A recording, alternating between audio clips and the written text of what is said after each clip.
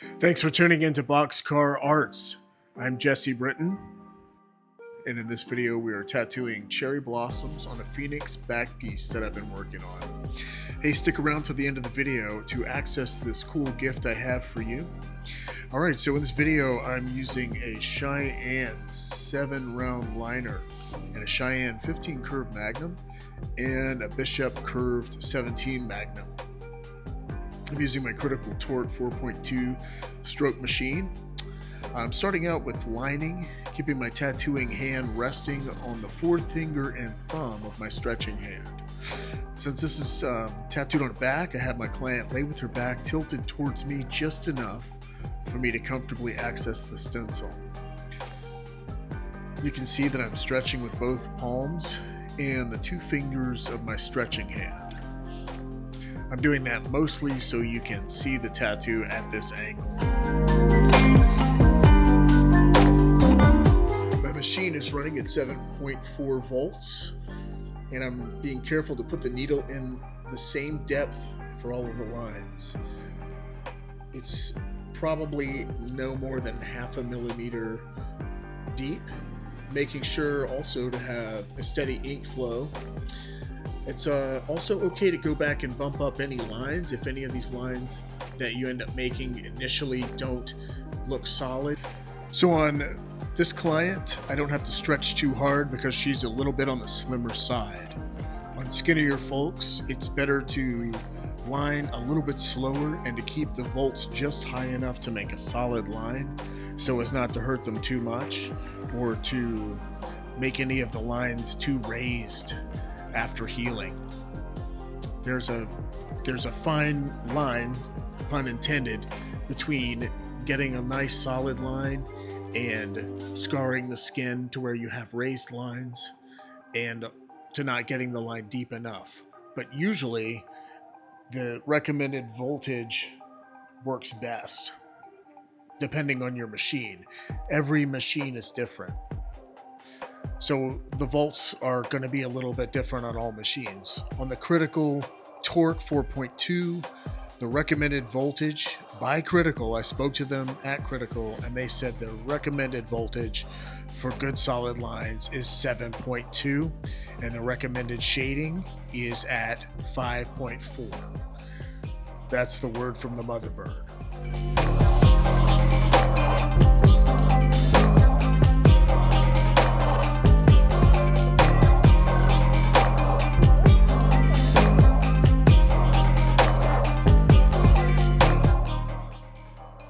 And here's a fine example of bumping up a line. That line initially that I made right there is a little too thin. It didn't take right, probably because I had my needle at a wonky angle. So I fixed it by bumping it up.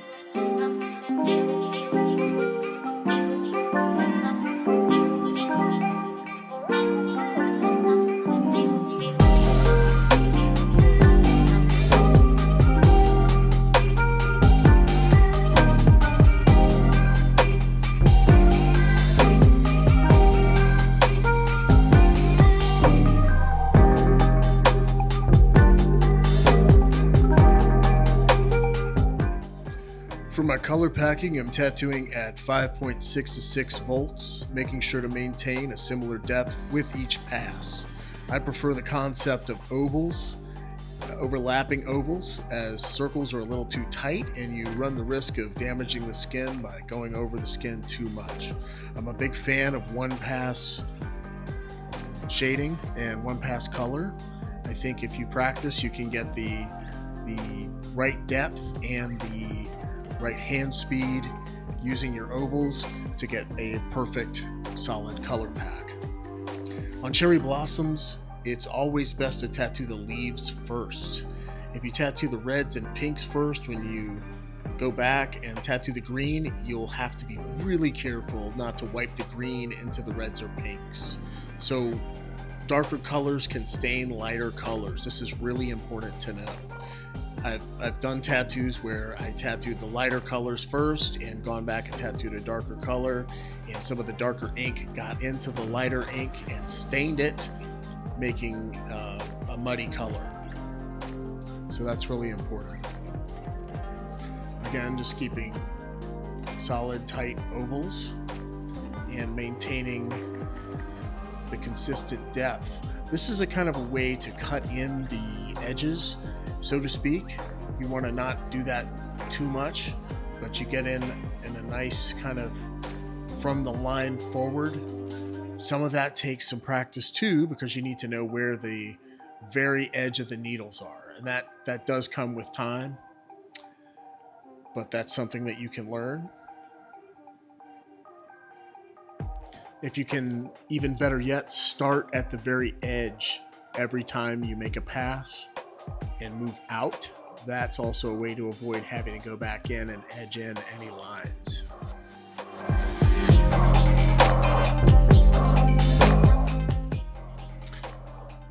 All right, so the green looks so good.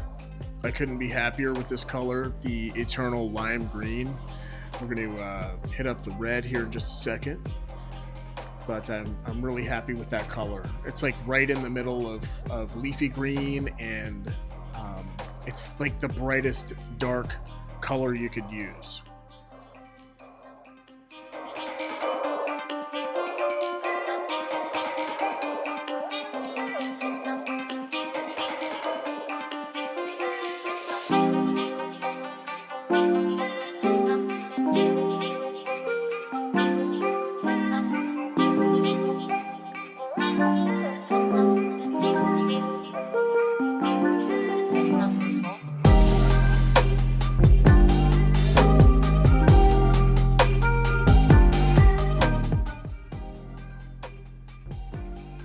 The red is being tattooed in with the Bishop Curve 17 mag cartridge. I'll use that to tattoo the pinks as well. The cool thing about cartridges is being able to use each one with a similar color scheme without having to set up different machines. So like if you're using coil machines, you'd have two different coil machines with two different needles in them. What I like about the pen style machines, rotary machines, is that you can just pop a cartridge out and switch to the next color.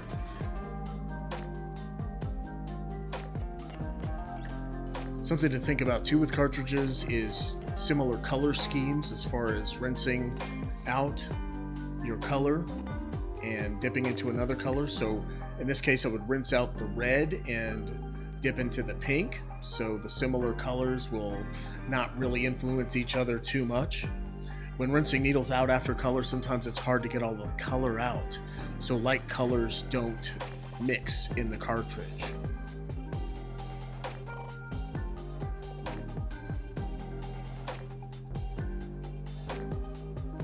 Again, doing my ovals and overlapping just a little bit into the color before.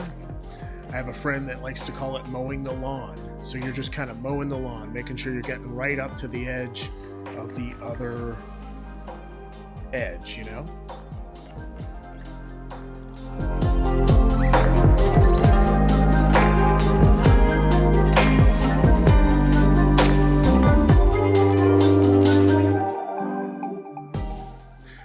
If you're a beginner tattoo artist, I know how frustrating it can be to look at someone, to watch someone do a tattoo and think, okay, I can see what you're doing, but that doesn't really help me.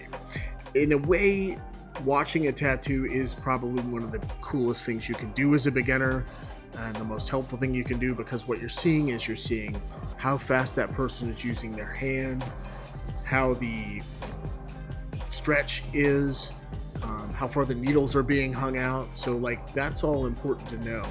For solid color packing, I think if you can hang your needles out just a little bit more than you normally would, I think that's perfect. But sometimes you got to retract the needles back in just a little bit to get a smoother color flow. So do I think ink flow trumps a longer throw? Yes. It's always number one thing when you're color packing is to have great ink flow. You just want that ink pouring out of there. The tattoo needles are actually puncturing the skin. They're going so fast. I think 98 something strokes hits per second. But the ink is really isn't being pushed into the skin. It's creating a puncture that the tattoo ink flows into. So one doesn't want to go super fast without, you know, being steady. So you want to give the needles time to go into the skin, come out, and have that ink pool into the skin as the needle is being pulled out. So being super fast and skipping over isn't the most useful thing.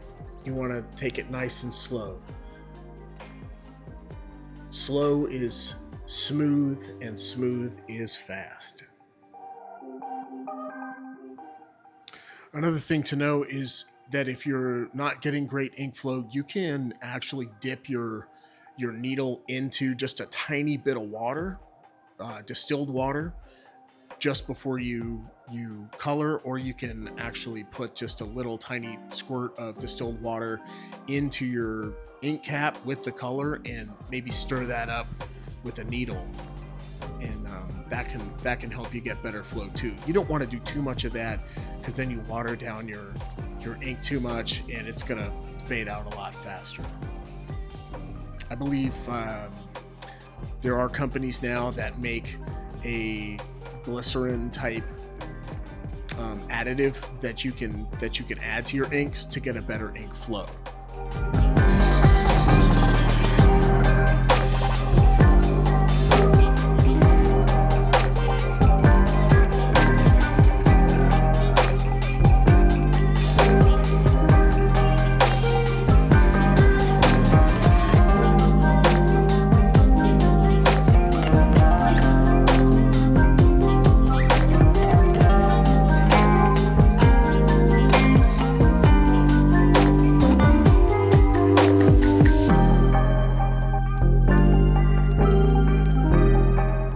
So after rinsing as much red out of the cartridge as I possibly could, I dipped it into the yellow, which this is an Eternal Bumblebee yellow, one of the brightest yellows I've ever seen.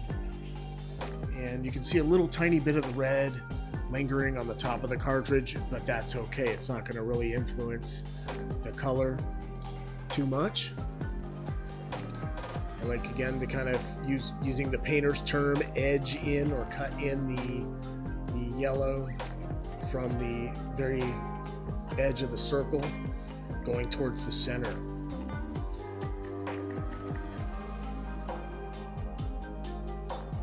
Using lighter colors like yellow, you can really see how your color, pretty much right away, how your lighter color works, and sometimes the skin will show through just a little bit. I'm really proud of this back piece. And it's a really cool client that I've been working on. She's a surfer, and thankfully doesn't run right out and get her tattoos all bleached out by the sun, which does happen. So I always kind of stress sunblock with her for sure too. But yeah, cherry blossoms don't necessarily have to be this big, but I really don't like seeing them too small. All right, so you guys made it to the end of the video, and I really appreciate it. The present is going to be this exact stencil. I'm going to put that in the description below, and I hope that you enjoy it. It's really hard to find a good cherry blossom stencil, so I'm going to share that with you guys, and I'll keep you updated on the future of this tattoo. Please subscribe to my channel so you can see more tutorials, and I've got some other surprises coming in the near future. I really appreciate you guys for staying until the end of the video. Like and subscribe, help a brother out, and I'll see you very soon.